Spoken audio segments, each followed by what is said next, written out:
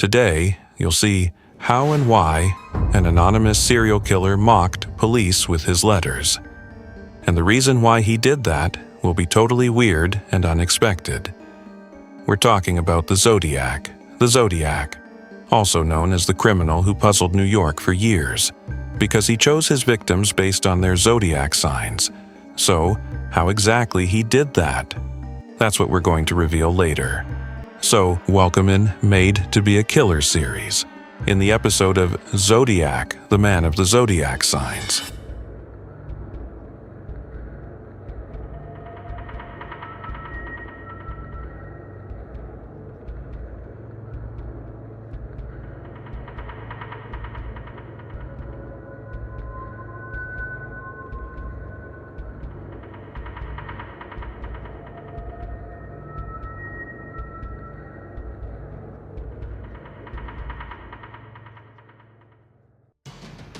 Our story today takes us back to New York in the United States of America in the early 1990s.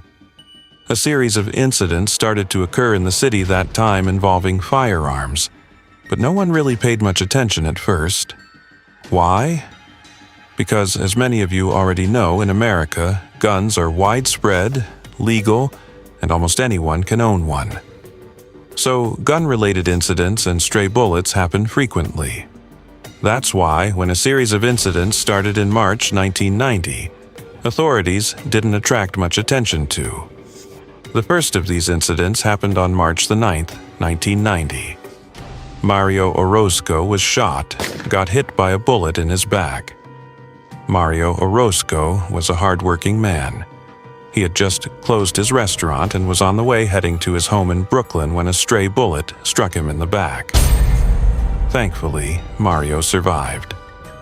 But despite the investigation, it didn't go far. He didn't see who shot him, there were no witnesses, and since he got hit from behind, the case file was almost forgotten. 20 days later, exactly on the 29th of March 1990, another shot on the back, another victim, Herman Montenegro. Not far from the first location, Herman, a man in his 30s, had just left a bar late at night when, again, a bullet hit him in the back. He didn't see the shooter. Same situation, no witnesses. The case was forgotten. 2 months later, on May 31st, 1990, the next incident, this time different. The victim was Joseph Bruce, an older man, a World War II veteran. He used to go out every night, walking, using his cane, very late, often past midnight.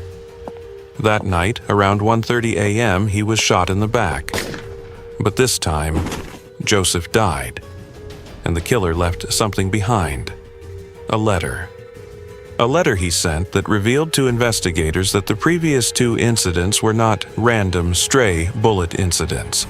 All the cases were connected. In that letter, the killer called himself the Zodiac. Zodiac, meaning the zodiac signs. What caught attention in that letter was a drawing, a circle. This circle, you see, what it contains? It contains 3 zodiac signs. The 3 signs related to the 3 victims he had already targeted previously. The last one, Joseph, who was a Taurus. Before him, Herman Montenegro, who was a Gemini. And before him, Mario Orozco, who was a Scorpio. And the Zodiac was targeting them based on their zodiac signs. But how? Why? There was no connection between the victims. Investigators searched for links: location, age, job, lifestyle, anything that could connect them. But nothing matched, nothing linked these victims together. Except one thing. The Zodiac killer drew their signs in a circle. Although, if you watch well and verify with me this drawing the Zodiac made and sent to police, you'll certainly notice that the circle wasn't fully complete. The circle was supposed to be completed, so with what it will be completed, let's wonder. Here. New York police remembered another letter they had received weeks earlier, a letter no one had taken seriously at that time. It was signed by the Zodiac. In that letter, he said he would kill 12 people, according to the drawing of the circle he made. He will kill one individual related to each zodiac sign. That means he will target one from Aries sign, one from Taurus, one from Gemini, one from Cancer, one from Leo, one from Virgo, one from Libra, one from Scorpio, one from Sagittarius, one from Capricorn, one from Aquarius, and one from Pisces. According to the letter, each time the zodiac cycle changes, there would be a new victim. Investigators pulled out their calendars and started calculating. The time gaps between the previous crimes that happened really matched the zodiac cycle period. They even brought in an astrologer to help them understand what the killer meant. The astrologer gave them two key insights. First, he explained something the zodiac had written that says that he doesn't commit his crimes during a specific celestial alignment involving Gemini and the Pleiades star cluster in the Taurus constellation. In other words, it refers to a specific moment when certain star patterns line up in the night sky.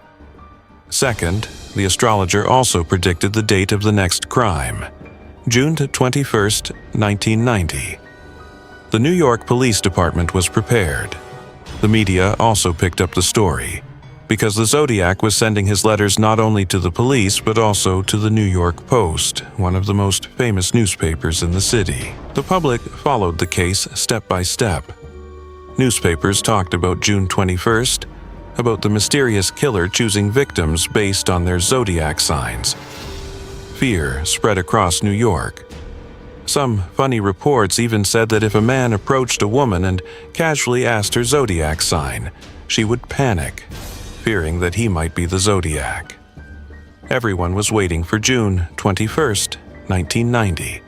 The police deployed hundreds of undercover officers, especially in Brooklyn, where previous crimes had happened before. But on June 21st, nothing happened in Brooklyn. Instead, in Manhattan, Larry Parham was killed, a homeless man who lived in a park. He was killed with the same way as the other previous victims, shot in the back. And just as predicted, on June 21st, and he was a Cancer. The Zodiac struck again, not in the same place, but on the exact date, and targeting another zodiac sign. The Zodiac sent another letter, this time angry, because his previous letters had been analyzed by handwriting experts. Yes, there are experts who can determine whether two texts were written by the same person or not, and even analyze personality through the handwriting style. And why were they doing this? Because investigators feared something terrifying, that this might be the same Zodiac killer from the 1960s and 70s in San Francisco. The infamous serial killer who officially killed 6 people, but unofficially was believed to have killed between 30 and 200 victims, and his crimes remained against an unknown killer. So this person will never be identified. That's why, when the second Zodiac came in the 90s and said to them, "I'm the Zodiac," they wondered, can't he be the same Zodiac from San Francisco came to New York? So, they compared the handwritings from the new letters with the handwritings from the old letters. And here, handwriting experts will be decisive. It wasn't the same person. This Zodiac was a different individual. He had no connection to the crimes that happened in the 70s and the 60s. When this information was published in newspapers, the new Zodiac got furious. In his next letter, he insisted that he was the Zodiac and left new clues. But this time, he made mistakes. In this letter, he sealed the envelope using his saliva. Investigators took the envelope and analyzed it, extracting the DNA of the Zodiac. And police had arrived after a long series of tests they made on the letter he sent. They applied a specific product on its surface, they dried it, left it apart to react, they scanned it, they even used the most recent equipments and technologies available at the time for lifting fingerprints, and found a fingerprint. They found a fingerprint and they compared it to all the fingerprints existed in USA. The FBI's computer that time had the capacity to compare one fingerprint to 20,000 fingerprints in one day. But No match. They didn't find him. His fingerprint didn't exist in any of the fingerprints records. The fact that his fingerprint didn't exist was in itself an indicator, because who's the ones that their fingerprints exist in the database? There was the workers from certain sectors. Their fingerprints existed, such as police officers, for example. All their fingerprints exist, and they did compare it to the police officers' fingerprints. Also, anyone who has committed a crime or been arrested would have their fingerprints on records. They compared the print against all known offenders, and nothing, which suggested one of two main things in the investigators' heads. Either this man had no official records, no job, no documents, never applied for government services, or he was still a very young person and had never been processed by any state system. Maybe. We will talk about this later on. In the meantime, the mystery continued. They had his DNA, they had his fingerprints, but still no suspect. And the Zodiac's crimes continued. But when he saw in the newspapers that his fingerprint and saliva had been analyzed, he disappeared. Completely. For more than a year. Then he returned, with another letter. This time, he revealed victims that only he could have known about. He claimed he killed with 2 shots Patricia Fonte in July 1992 and Joseph DeCasis around the same time. And here also, he will send the letter that he mentioned his crimes in it. And what it will contain in is something looking like this. Do you see these symbols? Strange symbols, like codes. This was how the Zodiac wrote. It was a cipher. Investigators now needed help to decode this letter. Eventually, they discovered later that the symbols were referring to the alphabet letters. When they put the letters together, the message confirmed that he was the Zodiac, and that he would continue killing until he completes all 12 Zodiac signs, just as he promised them. Confusion, frustration, a complete nightmare for investigators. The crimes continued. The next victim, Jim Weber, on June 4th, 1993, a Libra. After him will come the turn of Joseph Deacon, a Virgo, on July 20th, 1993. And then, the latest of the victims would be Diane Ballard, a Taurus, in October 1993. And here, something strange appeared. This was the second Taurus victim. But he had promised one victim per zodiac sign. So, why repeat Taurus? Investigators began questioning everything, even how he chose his victims. How did he know their birth dates? He had no connection to them.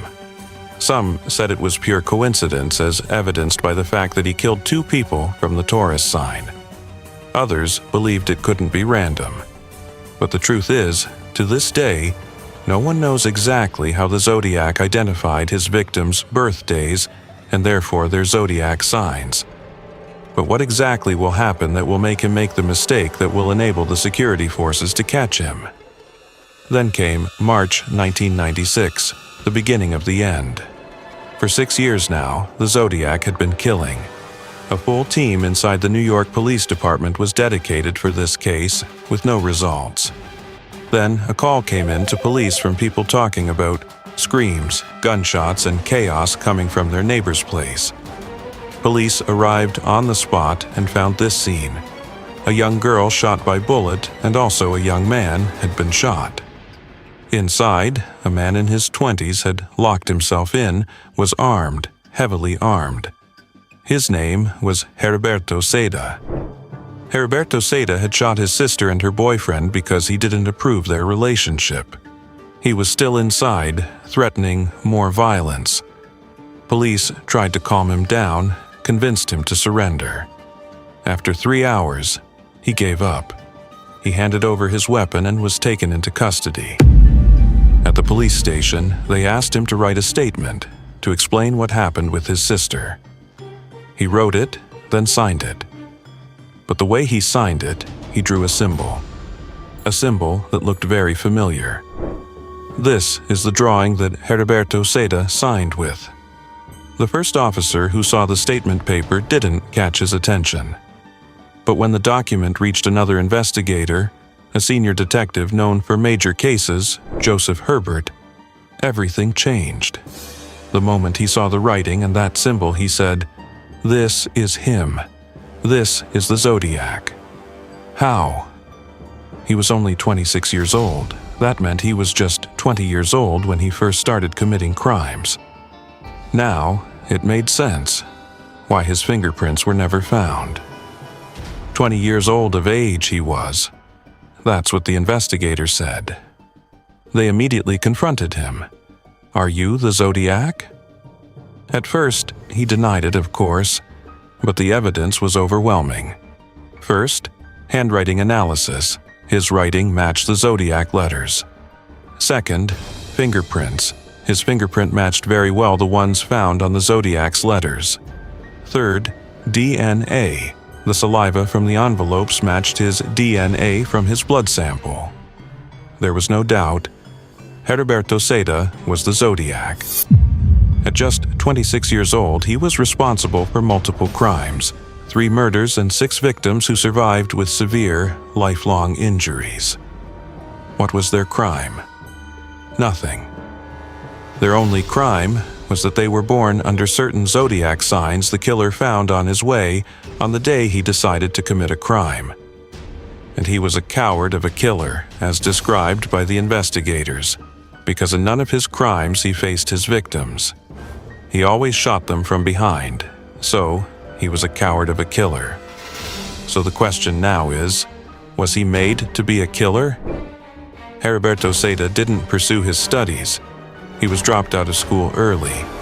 He was unemployed, spent most of his time at home with his mother and sister. Despite his age, he still lived with his family, which was unusual in the U.S. He was very religious, attended church regularly. The symbol he used? He believed it had a divine meaning according to him. But what stood out most was this. He suffered from deep anxiety and emptiness. He had nothing to do, no relationships, no social life.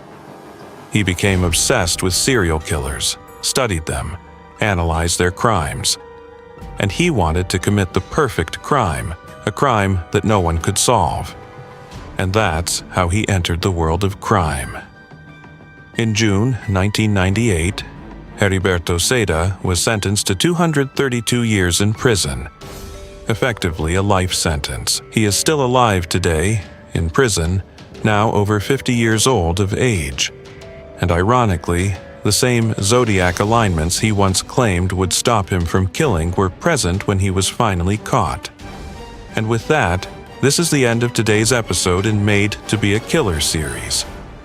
What you think about this case? Write me your opinions in the comment section below. Thank you for watching. Don't forget to like and subscribe. See you in the next one.